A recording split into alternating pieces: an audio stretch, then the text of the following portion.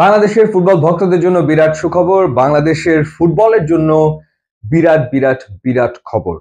হামজা চৌধুরীর পর বাংলাদেশের জার্সিতে খেলার সিদ্ধান্ত নিয়ে ফেলেছেন সামিত সোম।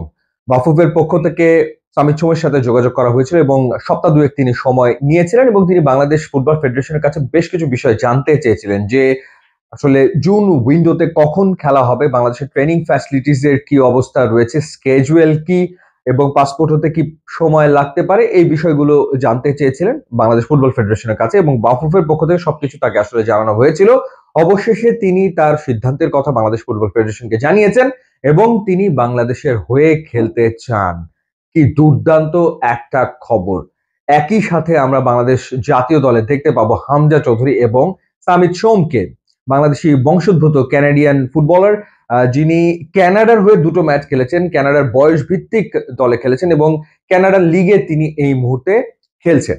তো তার ইনক্লুশন একটা বিরাট ব্যাপার, কোনো সন্দেহ এ ব্যাপারে নেই। এখন কি কি ঘটনা হবে? এখন তার পাসপোর্ট তৈরির কাজটা আসলে হবে। প্রথমত যে ব্যাপারটা সেটা হচ্ছে যে সামিত সোমের যে জন্ম সনদ সেটা জোগাড় করা হচ্ছে, সেটা তিনি কালেক্ট করছেন এবং তার বাবা মায়ের পাসপোর্টটা আগে করা হচ্ছে। তার বাবা মায়ের পাসপোর্ট করার পর তার পাসপোর্টটা তৈরি করে ফেলা হবে এবং সব মিলিয়ে সময় লাগতে পারে 30 থেকে 40 দিন।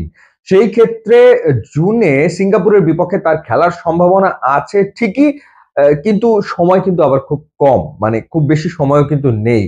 কারণ হচ্ছে যে পাসপোর্ট হয়ে যাওয়ার পর ফিফার একটা ফাইনাল অ্যাপ্রুভালের বিষয় থাকে, সেটার জন্য খানিকটা সময় আসলে লাগে। আমরা আশাবাদী হতে পারি যে সামিত সোমকে আমরা জুনেই আসলে দেখতে পারবো সিঙ্গাপুরের বিপক্ষে এবং জাতীয় স্টেডিয়ামে হামজা চৌধুরীর অভিষেক হবে এবং সেই ম্যাচে সামিত সোমেরও আসলে অভিষেক হবে এবং সিঙ্গাপুরের বিপক্ষে বাংলাদেশ জেতার জন্য মাঠে নামবে, সেই স্বপ্নটা আমরা দেখতেই পারি। কিন্তু সময় যেহেতু স্বল্প, হয়তো হয়তো মানে জুনের ম্যাচটা যদি সে খেলতে নাও পারে, আমরা ডেফিনেটলি আশা করতে পারি যে অক্টোবর থেকে সামিত সোমকে বাংলাদেশ ন্যাশনাল টিমে আসলে রেগুলার পাওয়া যাবে এবং ডেফিনেটলি বাংলাদেশ দল এখন পুরোপুরি চোখটা রাখবে এশিয়ান কাপের মূল পর্বে, অর্থাৎ বাছাই পর্ব পেরিয়ে বাংলাদেশ এবার যে সত্যিকার অর্থেই এশিয়ান কাপের মূল পর্বে খেলতে চায় সেটা কিন্তু একেবারে পরিষ্কার।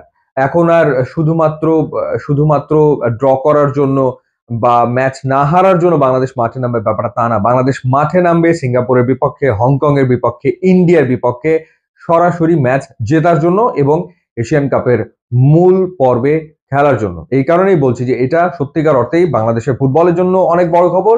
এটা বাংলাদেশের ফুটবল ভক্তদের জন্য বিরাট বিরাট বিরাট একটা সুখবর। কারণ সামিত সোম আসলে অনেক উঁচু মানের ফুটবলার। হ্যাঁ, Hamza Chowdhury definitely English premier লিগে খেলা ফুটবলার, কিন্তু সামিত সোমও অনেক উঁচু মানের একজন ফুটবলার। এই দুজন একসাথে খেললে ব্যাপারটা বাংলাদেশের জন্য দুর্দান্ত। ইউটিউব ইনস্টাগ্রাম লিঙ্ক আছে, আপনারা যোগ দিলে খুবই খুশি হব। And thanks for watching.